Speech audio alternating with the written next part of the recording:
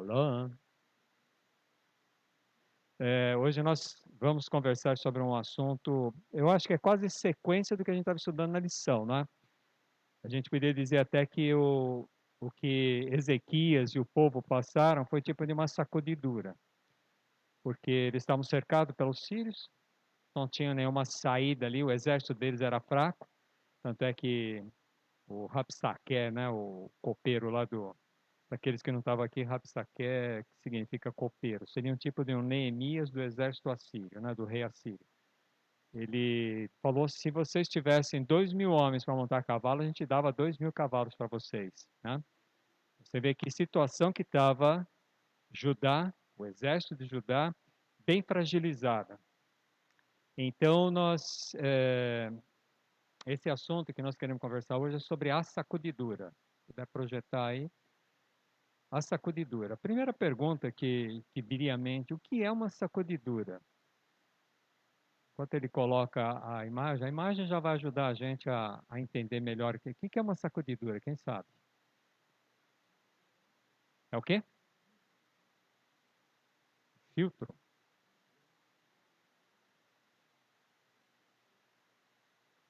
Aqueles que viveram no campo ou conhecem bem o campo sabem que é uma sacudidura, né? É quando eles põem os cereais ali, os grãos na peneira e ficam peneirando, jogam para cima para que o vento tire a palha, né? E os quebrados passem pelos buracos. Essa é a sacudidura. Para ficar o quê? Só os grãos inteiros, os grãos integrais ali, que é o que eles querem. Os que tiverem quebrado, hoje em dia não tem tanto assim, né? Os quebrados eles vendem um pouquinho mais barato, né? Aqui nada se perde, tudo se transforma.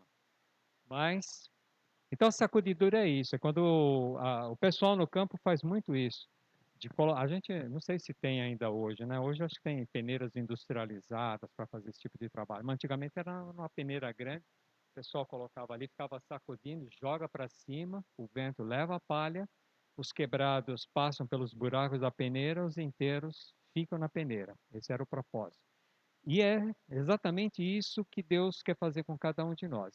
Então, a sacudidura, no ambiente agrícola, após a colheita, os grãos são peneirados e sacudidos, método que descarta os grãos quebrados e a palha é soprada para fora. Ora, ele está mostrando para a gente, a sacudidura é mais ou menos isso, né? Coloca na peneira, vai virando para caindo os grãos quebrados, joga para cima para tirar a palha, e os grãos inteiros, os melhores grãos, vão ficando ali. Pode avançar um. Olha, vamos abrir. Já falei o que é sacudidura, vai mais um aí, Alan. Pode pular mais um. Vamos abrir nossa Bíblia em Amós, capítulo 9, versículo 9. Eu não coloquei o conteúdo do texto ali, que é para a gente ir para a Bíblia. Vamos gastar a nossa Bíblia de tanto procurar os livros aqui. Amós, capítulo 9, versículo 9.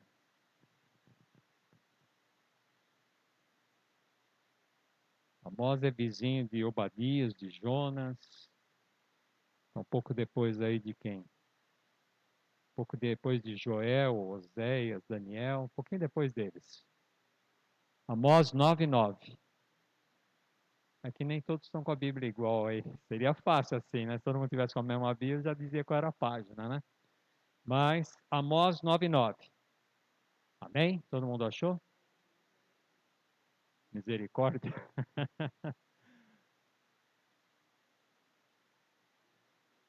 Pronto. Está entre Daniel e Jonas. Boa, boa pista. Está entre Daniel e Jonas aí. Viu como é bom a gente pegar a Bíblia e a gente vai aprendendo a sequência dos livros, onde eles estão. Tem livro que é difícil. Quando fala em Abacuque aqui, eu tenho que revirar a Bíblia, ver onde é que ele se meteu. Ele se esconde, a hora que a gente vai procurar, ele se esconde, né? Sofonias, tem uns que são meio complicados aqui, mas a gente vai, devagar a gente chega lá. Então, eu já ia falar Obadias. Amós 9:9 diz o seguinte: porque eis que darei ordens e sacudirei a casa de Israel entre todas as nações, assim como se sacode trigo no crivo, sem que caia na terra um só grão. Pode completar, um só grão inteiro. Então Deus está falando que ele vai sacudir Israel da mesma forma que o rapaz ali está peneirando para tirar a palha e tirar os grãos quebrados. Não vai cair um só dos grãos inteiros. Isso é a sacudidura. Eu não fiz o gráfico, eu não coloquei aqui para a gente olhar onde se localiza. Pode avançar um slide, por favor? Eu não fiz assim, mas dá para saber quando é a sacudidura? Alguém pode visualizar em que momento vai ocorrer essa sacudidura? Só antes disso, só um minutinho, espera aí que você já vai falar, vai ajudar a gente aí. Com essa pandemia toda, tem muita gente perguntando, já é a sacudidura? Eu diria que é uma prévia. Aqui a gente já está percebendo muitas coisas com relação ao nosso grau de espiritualidade, o quanto nós estamos nos relacionando com Deus. Eu não estou dizendo que a gente tem que sair por aí, ó, eu confio em Deus, então sai, tira a máscara e sai por aí tendo contato com as pessoas, abraçando todo mundo, que não vai acontecer nada. Não façam isso. Aí eu acho que seria desafiar a Deus, né? Não é você honrar a Deus, aí você está desafiando Deus. Porque existem orientações, inclusive da própria igreja, para a gente obedecer os parâmetros, né, os protocolos aí de segurança. Então a gente tem que fazer a nossa parte. O restante, aí sim, Deus vai nos ajudando. Bom, eu estava perguntando com relação em que momento ocorre essa sacudidura. Você ia falar isso, Ronei?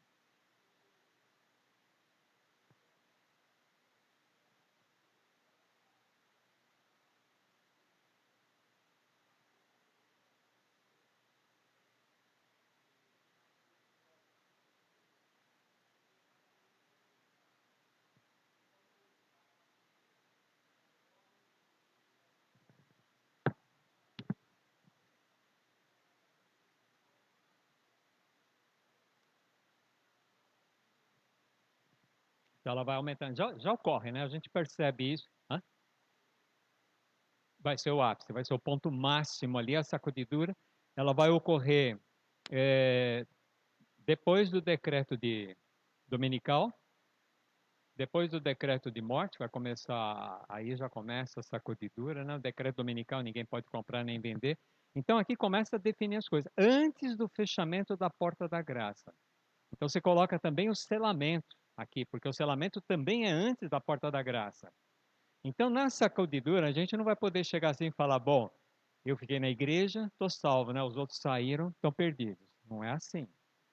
Não é dessa forma. Ellen White diz que muitos de nós, quando estivermos fugindo, né, nas pragas, nós vamos perceber pessoas que estão junto com a gente fugindo, caindo nas pragas sobre eles. Então não é o fato de eu ficar na igreja, você vai sentir uma diferença. Nós vamos ver alguns itens aqui da sacudidura para a gente entender melhor. Esse texto aqui, eu achei ele meio pesado, mas achei muito importante para nós. É uma solene declaração que faço à igreja, de que nenhum entre 20, marca isso, nenhum entre 20 dos homens, dos nomes que se acham registrados no livro da igreja, está preparado para finalizar sua história terrestre e achar-se-ia tão verdadeiramente sem Deus e sem esperança no mundo como o pecador comum. Pesado, né? Você fala assim, você começa a contar. Bom, aqui nós temos 40, só dois aqui. Ela está falando que nenhum em 20. Você não pode falar nem que são dois. Mas e quem seria? Aí você começa a olhar para um lado e fala, será que sou eu ou ele? Ou eu ou ela? Quem vai ficar? Não é esse o caminho. Aqui é só para dar uma ideia. É só para a gente ter uma ideia de que muitas vezes, e a gente vai ver mais alguns outros textos, tanto na Bíblia quanto no Espírito de Profecia, esses textos que eu vou projetar aqui estão todos nesse livrinho, Eventos Finais, que eu estou convidando vocês. Toda quarta-feira nós estamos estudando, já vamos para o quinto capítulo. Nós vamos para o quinto capítulo, quarta-feira a Alessandra vai estar aqui ensinando, estudando junto, né? Sobre esse assunto. Então aqui Ellen White está falando, olha, é solene essa declaração, é importante, né? Devia tocar trombeta, chamar a atenção de todo mundo, de que nenhum entre 20 dos nomes que se acham registrados nos livros da igreja está preparado para finalizar sua história terrestre. Então vamos dizer assim, são esses que vão se salvar? Não, ela está dizendo que esses não estão preparados para a fase final. Quando a gente começa a estudar um pouco mais sobre o que vai acontecer nas vésperas da volta de Cristo, a gente vai, será que eu vou fazer parte desse, eu chamo de pelotão de elite, viu? Esses 144 mil simbólicos ou não, não vamos entrar no assunto aqui hoje, Mas assim, esses 144 mil é o pelotão de elite de Deus, que vai passar pelas grandes provações. Aí eu fico pensando, será que eu estou preparado para entrar nesse pelotão de elite?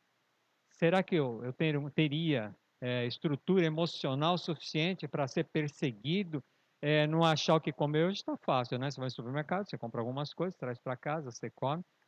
Agora, ir para o campo, quando falei ir para o campo, falar, eu tenho lá minha, como é que chama, meu rancho, minha chácara, meu sítio, né?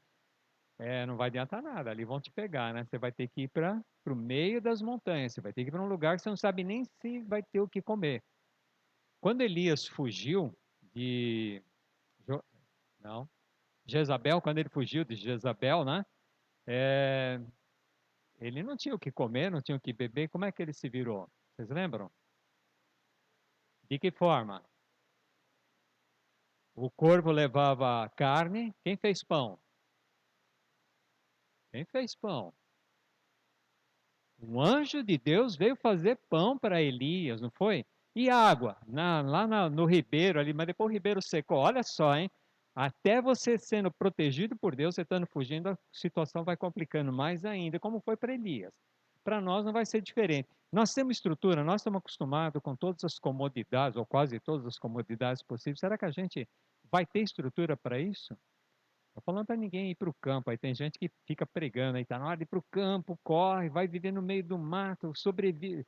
Gente, a gente ainda não está preparado. Deus vai prover os meios. Quem está fazendo aquele estudo do eventos finais aí, deixa eu ver se é o Roniel, né? Que o Roniel fez aí VaptVupt, a Suzane e o Ronei estão fazendo também. Acho que tem mais alguém fazendo esse estudo sobre eventos finais aí.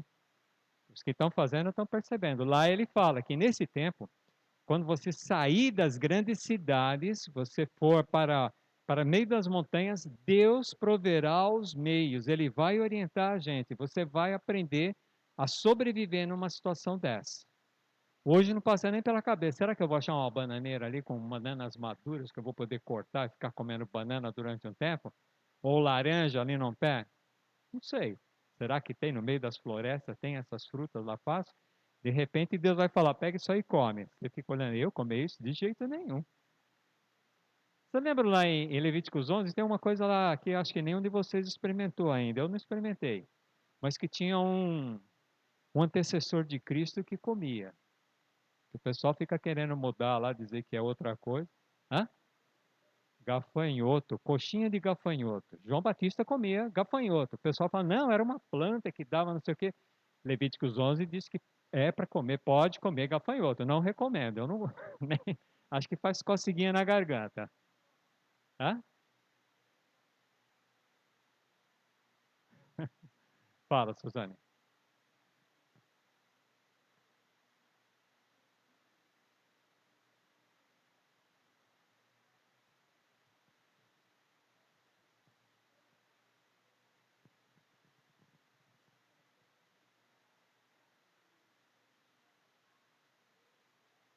Fazer umas mochilas, deixar pronto, vou pegar a mochila e fugir, não.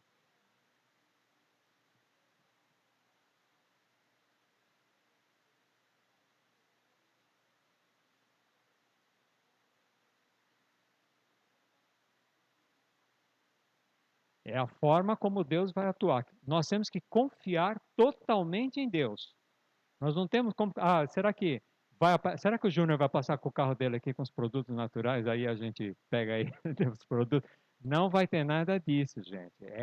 Deus vai prover. Como ele proveu para Elias, ele vai prover para o povo dele que estiver fugindo. Se você não recebeu a ração diária, conversa com Deus. Tem algo errado aí acontecendo com você.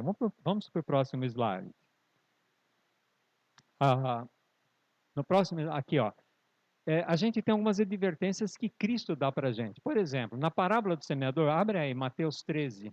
Não vamos ler todo o capítulo, mas Mateus 13, vamos ver alguns itens aqui importantes para nós.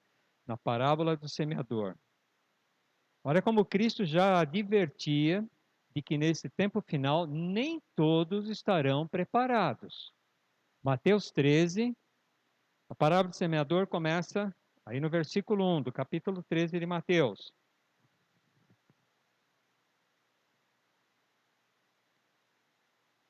Jesus estava olhando as pessoas semeando a terra, né? Então diz aqui, ó, naquele mesmo dia, saindo Jesus de casa, sentou-se à beira-mar e grandes multidões se reuniram perto dele, de modo que entrou num barco e se assentou, e toda a multidão estava em pé na praia. E de muitas coisas lhe falou por parábolas, e dizia: Eis que o semeador saiu a semear. E ao semear, uma parte caiu à beira do caminho, e vindo as aves comeram. Outra parte em solo rochoso, onde a terra era pouca e logo nasceu, visto que não ser profunda a terra. Saindo, porém, o sol a queimou, e porque não tinha raiz, secou-se. Outra caiu entre os espinhos cresceram e sufocaram. Outra, enfim, caiu em boa terra e deu frutos, e a 100, a 60 e a 30 por um. Quem tem ouvidos para ouvir, ouça. Tem a sequência, tem a explicação da parábola. Em resumo, que ele está dizendo assim, a palavra de Deus, ela cai em diferentes mentes, diferentes pessoas. Cada um tem uma reação diferente. Cada um abandona o relacionamento com Deus pelos mais diferentes motivos.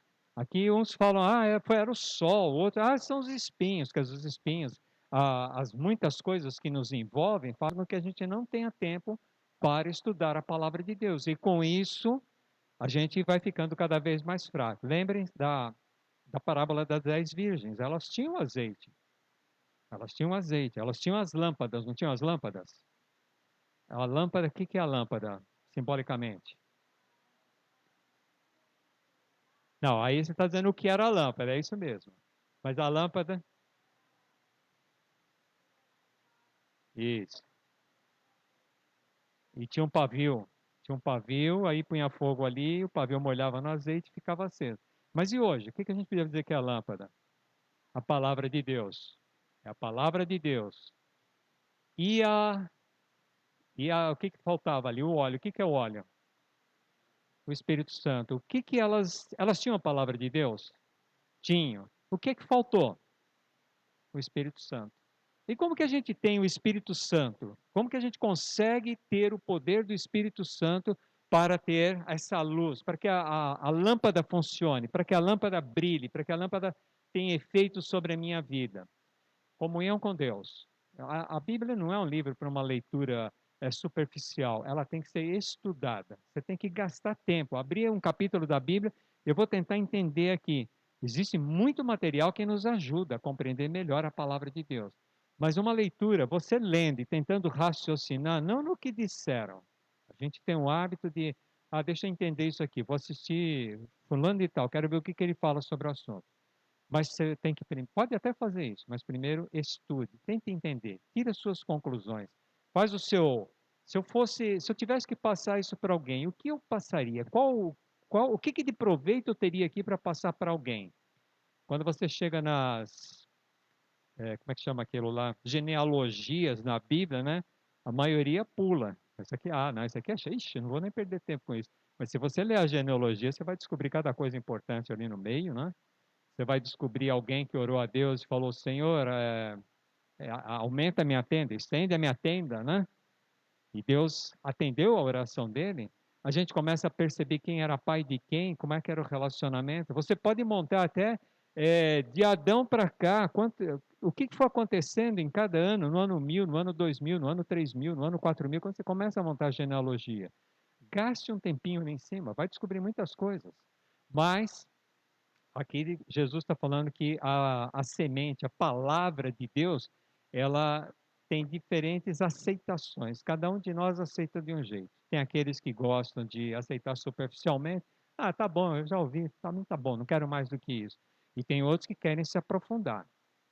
Então Jesus, ele procura mostrar para a gente que nós temos essa última aí que está no versículo 8, né? Caiu em terra boa, deu frutos a 100, a 60 e a 30 por um.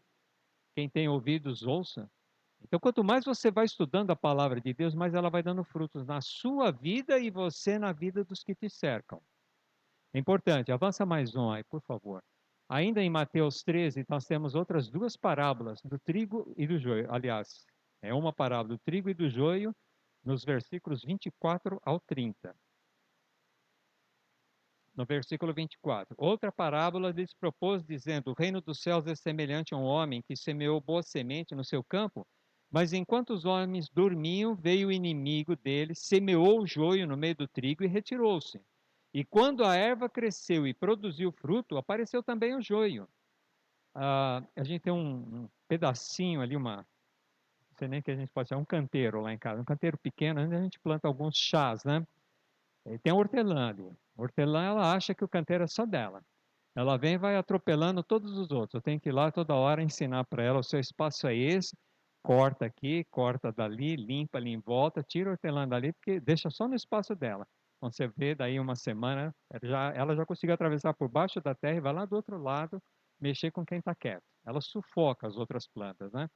E tem algumas plantinhas ali, as tiriricas da vida, não sei qual outro nome que usam aqui, mas elas vão nascendo sem ninguém plantar. Eu descobri que são as formigas responsáveis por uma boa parte dessas plantas que você não plantou e aparecem lá. Elas vão carregando a semente de um lado para o outro e faz o canteirinho dela. O irmão Adão fez para mim ali uma calçada com pedras, caprichou, né? Pôs lá a areia, pôs as pedras em cima. Você plantou alguma planta lá no meio delas? Então alguém plantou, porque também não fui eu. Vira e mexe, eu tenho que ir lá arrancar. É grama, é umas plantinhas, elas vão crescendo ali. Né? Tem alguém que acha que ali é o canteiro delas, mas não é não. Mas, então nessa parábola, Jesus está procurando passar para a gente que o trigo e o joio vão crescer juntos. Ele planta o trigo, Satanás planta o joio. Os dois vão crescer juntos. Por que é que eu não posso arrancar o joio dali do meio? Vocês sabem? Como é que é? Tem outro problema também. Elas são muito parecidas quando pequenininhas. O trigo e o joio se parecem muito. Se você arrancar o joio, você pode ser que arranque o trigo junto, né? Então, o que ele falou? Qual é a recomendação? Está aí na parábola. Deixa crescer os dois. No tempo certo, a gente tira fora.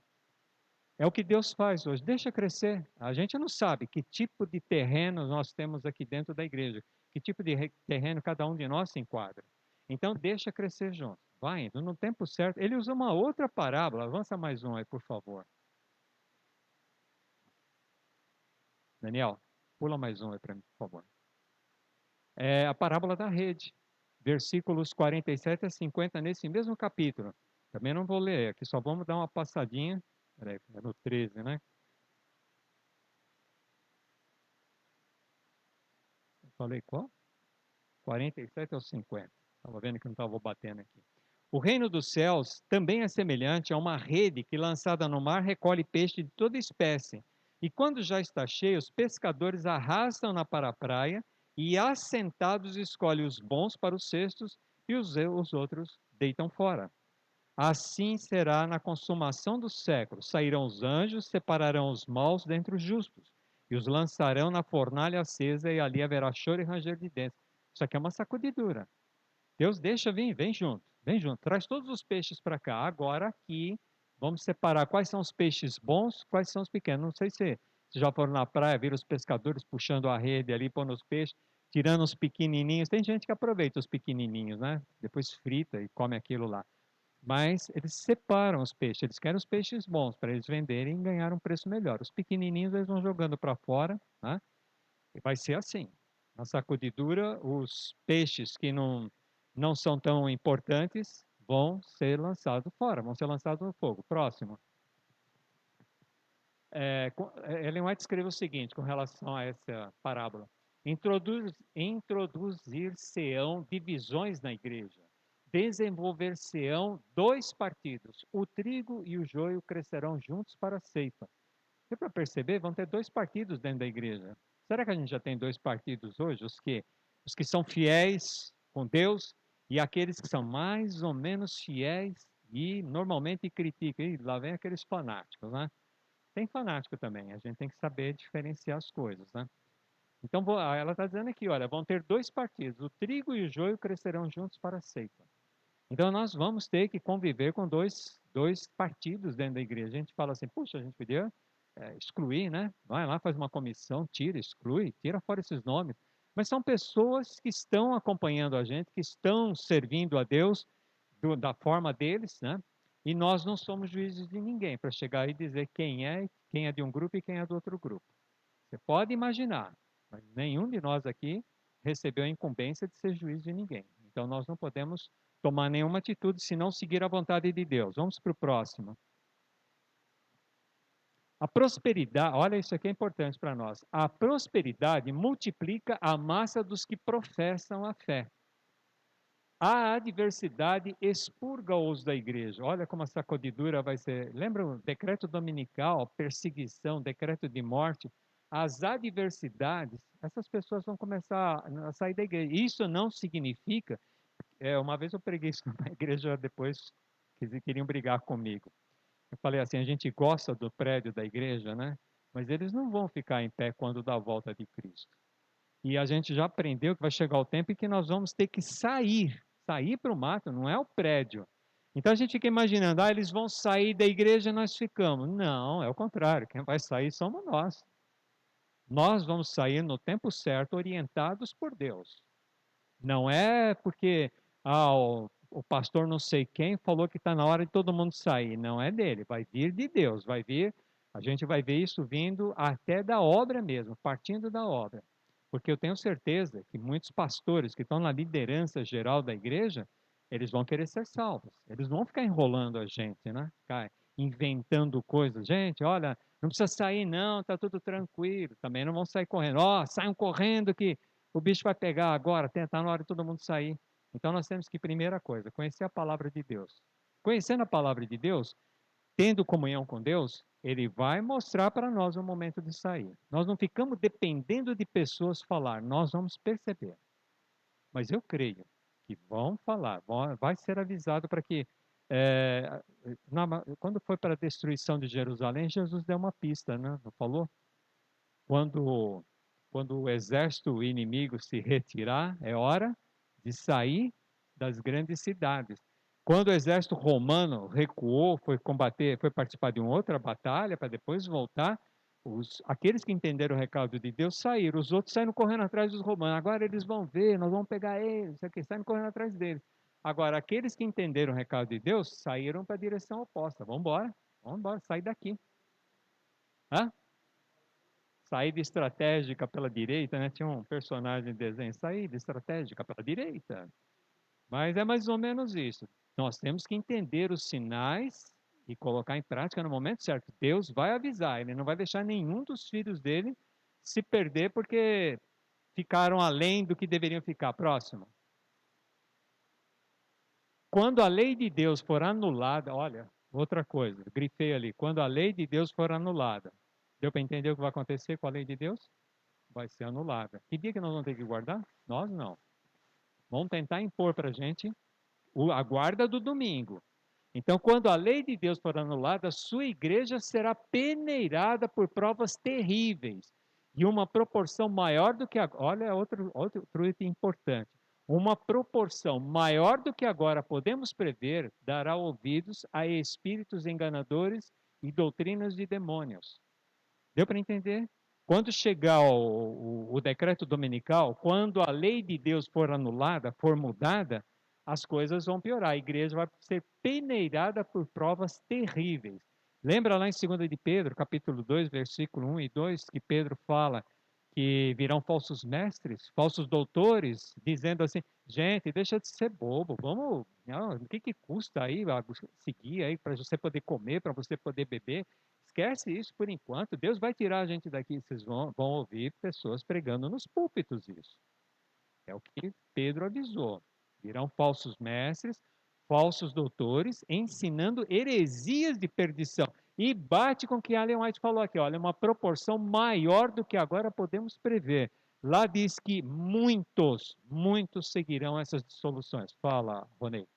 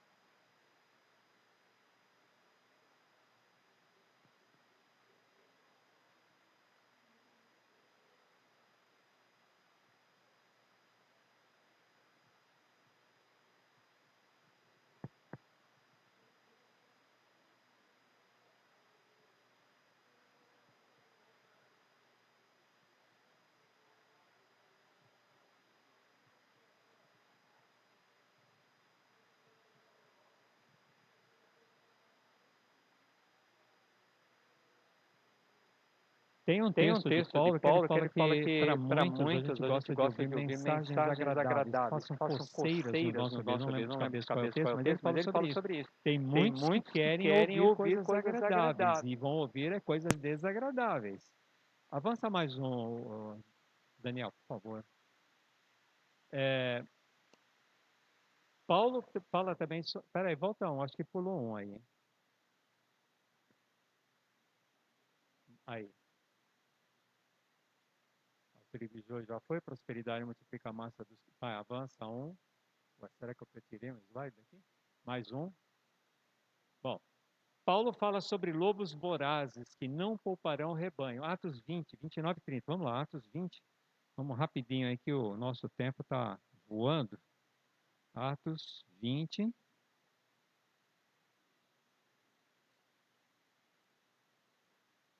Atos 20, versículo 29 e 30.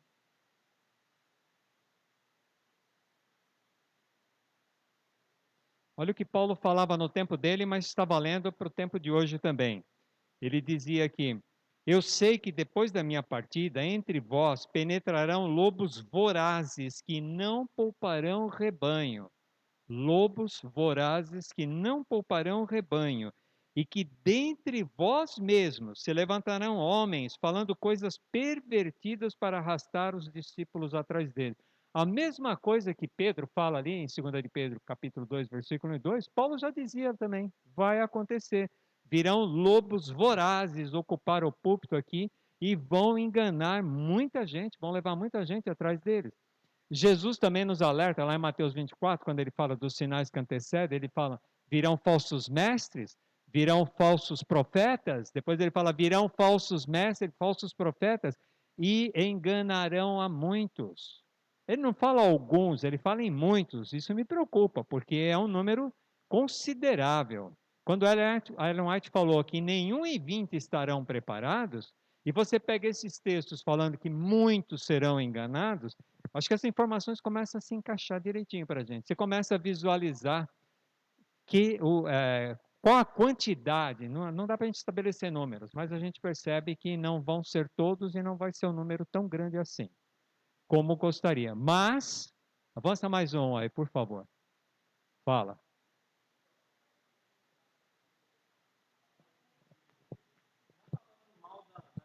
Da igreja, porque não falando mal da igreja nem de liderança, porque a liderança é necessário, né? Foi Deus que instituiu a igreja e a liderança. Mas Ellen White fala que nos últimos dias muitas estrelas cairão. É esse Então, texto que eu estava procurando. Eu pus aqui, mas então não sei. perdão. Então aí Mas é isso mesmo. ela fala que algumas estrelas elas vão cair. Então assim, nós temos que tomar cuidado, que o senhor disse aí, que nesses últimos dias, se nós não tivermos embasado, ter uma comunhão verdadeira, íntima com Deus através da palavra, as estrelas que está lá, que hoje talvez nós somos até assim, certos seguidores, gostamos, acompanhamos, nada de mal nisso, mas nós temos que tomar cuidado porque muitas delas serão instrumentos e elas vão cair. Então a gente tem que tomar certo tipo de cuidado. Até endossando o que você está dizendo. Olha só, ao vir a sacudidura pela introdução de falsas teorias, por isso eu tenho que conhecer a palavra, esses leitores superficiais da Bíblia, não ancorados em parte alguma, são como areia movediça, leitores superficiais. Se você não tem o hábito de estudar a Bíblia, adquira esse hábito. Comece a ler, tente entender. Ah, eu não entendi isso. Anota perguntas. Tem o Júnior aqui, tem a Alessandra, tem o Ronei, a Suzane, tem um monte de gente aqui. Eu também posso ajudar, né? Tem muita gente aqui que pode ajudar você a compreender melhor. Mas não seja um leitor superficial, não ancorado em parte alguma. Você será igual a areia movediça. Escorregam para qualquer posição para agradar as tendências dos seus sentimentos de amargura. Então, você percebe que a coisa está caminhando para um lado, mas, puxa, aquele lá falou um negócio que me agrada mais, eu vou vir para cá. É o que o Ronei estava comentando. Cuidado de ficar seguindo, não, o pastor fulano de tal, se o pastor fulano falou, eu assino embaixo. Eu já contei para vocês que teve um doutor em teologia, um pastor nosso, doutor em teologia, que falou uma frase que não batia, e olha que eu não conheço muito, não, eu conheço um pouco, mas não tanto assim. que não batia com o que eu conhecia do espírito de profecia. Eu falei, não, Ellen White não falou isso. Fui pesquisar, voltei e falei, olha, você falou isso aqui, olha o que Ellen White disse. A pessoa viu que estava errado.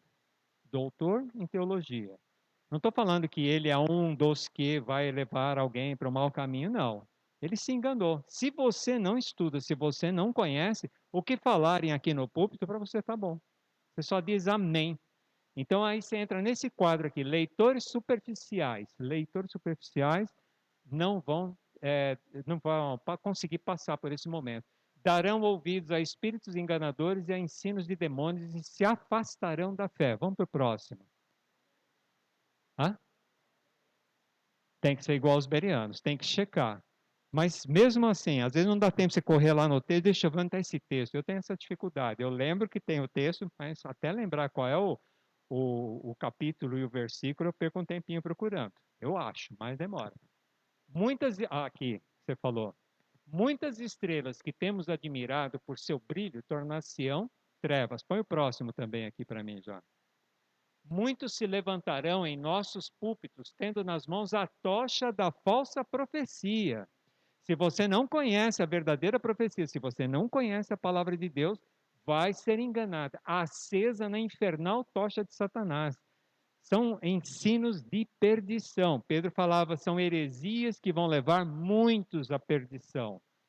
Então, o que eu tenho que fazer? Eu tenho que estudar a palavra de Deus, eu tenho que ter comunhão com Deus, eu tenho que buscar um conhecimento maior da palavra de Deus. Próximo. O peneiramento de Deus sacode fora multidões. Por que essa frase aqui? A quantidade. O peneiramento de Deus sacode fora multidões como folha seca. Ele não está falando do povo lá fora, ele está falando do povo de dentro.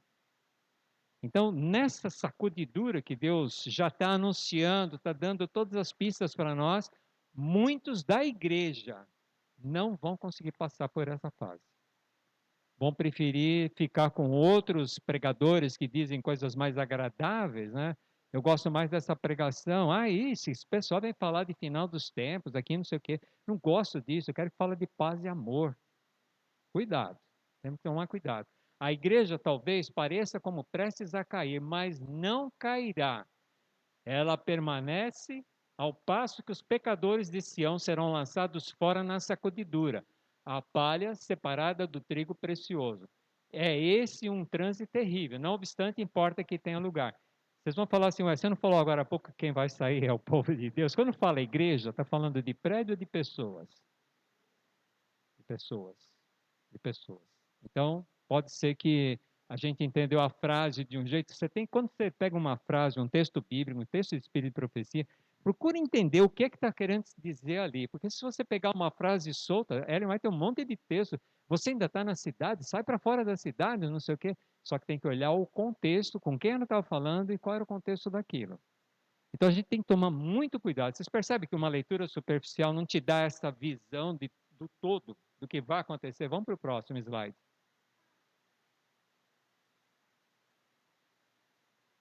Ao aproximar-se a tempestade, uma classe numerosa que tem professado fé, olha, uma classe numerosa que tem professado fé na mensagem do terceiro anjo, mas não tem sido santificada pela obediência à verdade, não é só conhecer, é obedecer a palavra de Deus, passando para as fileiras, abandona a sua posição, passando para as fileiras do adversário. Muita gente vai empunhar a bandeira de Satanás na hora H. Próximo. Os lugares vagos, isso aqui é importante para nós. A gente fica, peraí, mas vai embora todo mundo? Mas olha só o que ela diz aqui no livro Eventos Finais, página 157. Os lugares vagos nas fileiras serão preenchidas pelos que foram representados por Cristo como tendo chegado na hora 10ª. Lembra daquela parábola lá que a pessoa foi contratar alguém de manhã, acertou o salário com ele, depois foi lá, contratou alguém ao meio-dia, acertou o salário, e contratou alguém na última hora, na 10ª hora, na última hora, e pagou o mesmo salário. Pô, por que ele está ganhando a mesma coisa que eu? Se eu estou aqui o dia inteiro, ele chegou agora na boa, só recolheu um pouquinho ali e ganha a mesma coisa que eu. Tá? Aqui ela está dizendo assim, olha, foram representados por Cristo como tendo chegado na hora 10ª, e há muitos com quem o Espírito de Deus está lutando. O tempo dos juízos destruidores da parte de Deus é o tempo de misericórdia para aqueles que agora não têm oportunidade de aprender o que é verdade. Quando a gente estuda sobre o povo indo para os céus depois, né, os 144 mil ficarão próximos de Cristo, não sei o que, depois quando descer na terra de novo, aí saem, o povo no geral sai, mas ali, servindo diante de Deus, os 144 mil continuam lá dentro. Junto com eles terão os tições tirados das fogueiras. Tições tirados da fogueira. O que é um tição? O que é um tição? Aquela ainda tá viva, ainda tem um pouco de brasa ali, um pedaço de lenha, um toquinho de lenha, né? Esses são os tições. Tem gente em outras igrejas, em outros lugares, que nesse momento final aqui, eles passam para o lado de Deus. Aliás, eles nunca abandonaram o lado de Deus. Agora eles vão ter uma convicção do caminho certo. Então, no desfecho da história, eles voltam-se para Deus. Então, lembra que a Bíblia, os textos aqui falam em multidões que sairão da igreja? Vai chegar uma boa turma aqui. Olha lá, os lugares vagos nas fileiras serão preenchidos por esses tições tirados do fogo. Você levantou a mão? O que o senhor está dizendo aí, também no último censo que teve, não bateu o número de adventistas com que nós temos registrado. Deu um número muito maior. Por quê? Porque tem muitos irmãos nossos que não estão, né, aqui conosco na igreja, frequentando a igreja, mas no coração, no íntimo dele, ele é adventista. Então, nos últimos dias também, né, nesses tempos que nós estamos vivendo, Deus também vai apelar através do Espírito Santo nesses corações, e essas pessoas vão retomar também o caminho, né? Então, também, além de outras pessoas que vão ouvir o chamado, muitos que ouviram a mensagem, né, além desses lá que não conheciam a verdade, muitos dos que já estiveram aqui, saíram, eles retornarão, né? Por isso a importância de a gente continuar trabalhando com as pessoas que estão afastadas. Sim. Além disso, Cristo falou que ele tem ovelhas aonde? Em outros apriscos também. Então, confirmando o que está escrito aqui, eu tenho ovelhas em outros apriscos. Às vezes a gente acha, eu sou do tempo em que a igreja adventista andava com o narizinho em pé, só nós vamos ser salvos. Né? Tem outras denominações que continuam achando que só eles vão ser salvos. Mas Cristo falou que tem ovelhas em outros apriscos. Vão vir pessoas de outras denominações que são fiéis a Deus.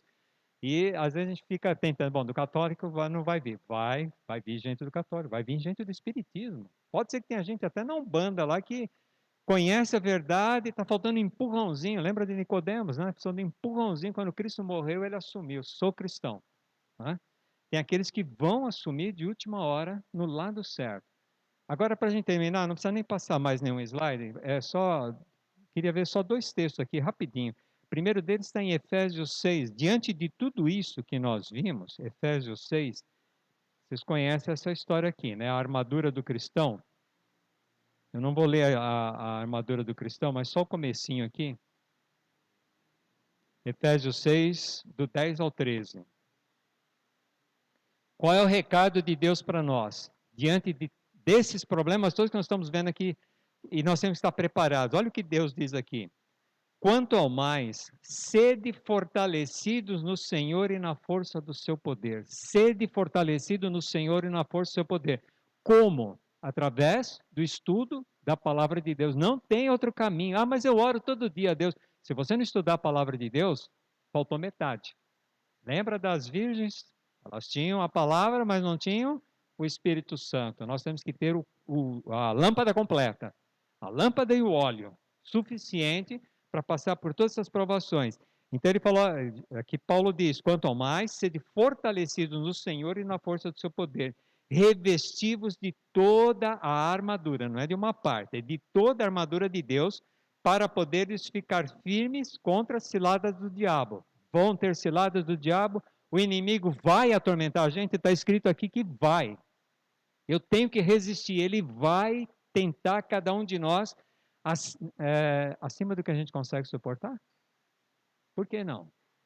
Quem falou isso para vocês? 1 Coríntios 10, 13. Nenhum de nós será tentado acima daquilo que consegue suportar. Se a provação está grande, você, não aguento mais, isso aqui não é para mim. Pede ajuda de Deus, porque Nenhum de nós será, isso é promessa bíblica, a gente tem que se apegar nelas. Nenhum de nós será tentado acima daquilo que consegue suportar. Ele continua, porque a nossa luta não é contra a carne e o sangue, e sim contra os principados e potestades, contra os dominadores deste mundo tenebroso, contra as forças espirituais do mal nas regiões celestes. A nossa luta não é contra o nosso semelhante, é contra Satanás e suas hostes. E o versículo 13: portanto, tomai toda a armadura de Deus para que possais resistir no dia mal. Olha só, hein? Resistir no dia mal. Vai ter um dia mal, vai ter um dia de grandes tribulações para nós. Lá para frente. Pode ser que alguns passem até por algumas tribulações antes, mas essa grande tribulação está lá na frente, para resistirmos no dia mal. E depois de ter vencido tudo, permanecer inabalável. Como se nada tivesse acontecido. Não é fácil. Não é fácil. Mas é possível. Se Deus está falando aqui que é possível, é possível. E o último texto, Josué 24, 14, com esse a gente encerra a nossa pregação. Josué 24, 14 e 15. A Bíblia, Josué se escondeu agora.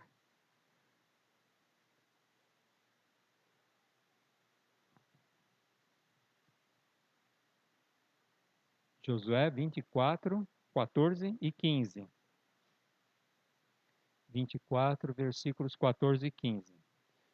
Aqui é um recado de Josué para o povo daquele tempo que a gente pode trazer para os dias de hoje, para cada um de nós. Agora, pois, temei ao Senhor e servi-o com integridade e com fidelidade. Deitai fora os deuses aos quais serviram vossos pais, da além do Eufrates e no Egito, e servi ao Senhor. Deixa os deuses de lado e servi ao Senhor. Porém, se vos parece mal servir ao Senhor, escolhei hoje a quem servais. Se aos deuses a quem serviram vossos pais, que estavam da além do Eufrates, ou aos deuses amorreus, em cuja terra habitais, ou aí assim, eu e minha casa serviremos ao Senhor. Então escolham hoje a quem vocês querem servir. Se ao Deus que serviram os vossos pais, vossos antepassados, ou ao Deus que está nos dirigindo nessa jornada. Você não está vendo nenhuma nuvem lá, mas Deus está nos dirigindo rumo a Canaã Celestial. E nós temos que servir a esse Deus. Eu tenho que conhecer esse Deus, para que quando vierem as provações e dificuldades, eu sei a quem recorrer. Ezequias, na hora do aperto, ele soube para quem recorrer, né? Como recorrer e para quem recorrer. Ele recorreu a Deus e Deus respondeu. E ele vai responder para nós também. Que Deus seja louvado e todos nós possamos estar preparados para esses eventos finais e fazermos parte do povo de Deus. Para nós encerrarmos o nosso culto, vamos cantar. Trocou lá? Pode. 168, a última hora.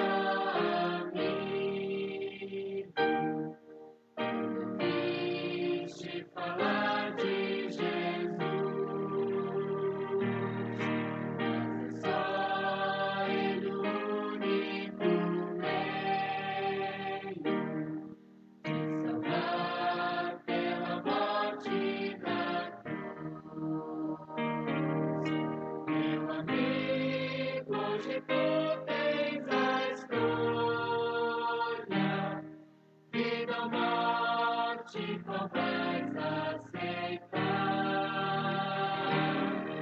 Amanhã pode ser muito tarde. Hoje Cristo te quer libertar. Alma manchada não podes ver o semblante de Deus.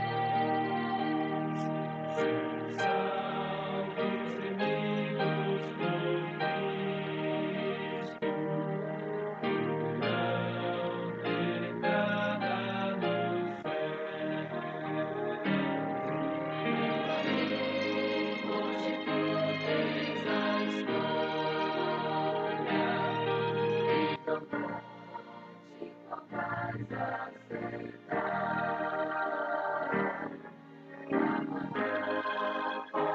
morte, qual vais aceitar? Amanhã pode ser muito tarde. Hoje Cristo te quer libertar.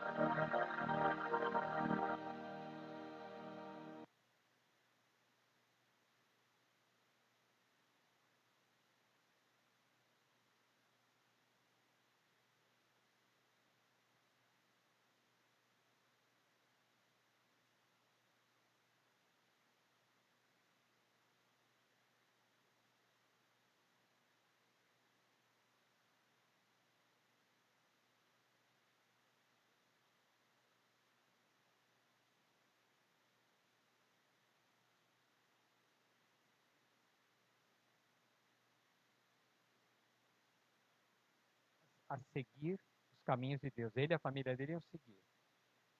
A gente tenta também, como família, seguir. E nós, como uma grande família, precisamos um dar apoio para o outro, fortalecer e estarmos orando, intercedendo uns pelos outros, para que nós possamos obter a vitória em Cristo Jesus. Vamos orar? Senhor nosso Deus e Pai, muito obrigado pela vida, obrigado pela saúde, obrigado pela tua longanimidade para conosco. Obrigado porque tu és paciente. Sabemos que nem todos nós, a gente gostaria de dizer que todos nós estaremos firmes naquele dia, mas não sei nem se eu mesmo estarei naquele dia. Tu sabes. Nós lutamos, procuramos fazer o melhor de nós, buscarmos um conhecimento cada vez maior, procuramos colocar em prática aquilo que temos aprendido de ti. Mas não é fácil. O inimigo é astuto. Paulo mesmo falava sobre a luta que ele tinha. Não faço o bem que quero, mas o mal que não quero, isso eu faço. Nós queremos fazer o bem, nós queremos fazer o melhor. Nós queremos ser tuas testemunhas aonde quer que nós estejamos. Por isso pedimos que teu Santo Espírito possa atuar em liberdade no nosso coração, na nossa mente, mostrando-nos tudo aquilo que atrapalha o nosso relacionamento contigo, para que nós possamos nos afastar dessas coisas. E para isso precisamos também da força e do poder do Espírito Santo para nos livrarmos daquilo que nos afasta de ti. Ajuda-nos, Senhor, nesta jornada, nessa caminhada rumo a Canaã celestial, para que um dia todos nós, sem exceção, possamos estar diante do teu trono de graça nas mansões celestiais. Despede-nos agora na tua paz, dá-nos um ótimo sábado, restante de sábado na tua companhia, na tua presença, te pedimos por Jesus. Amém.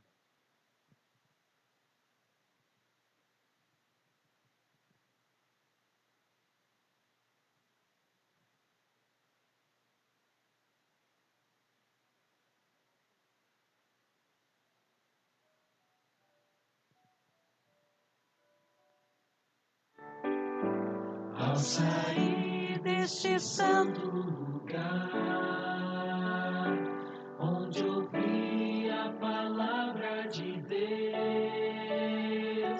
onde vim adorá-lo em paz, e o céu pôde ouvir meu louvor,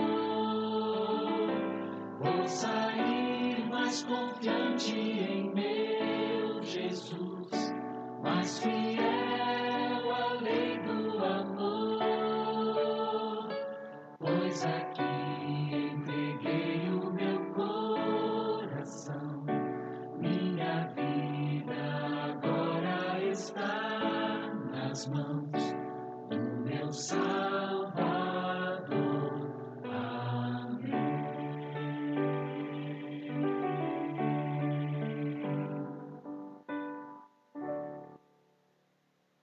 cultos de quarta-feira e de domingo, então estão todos muito bem-vindos, tá?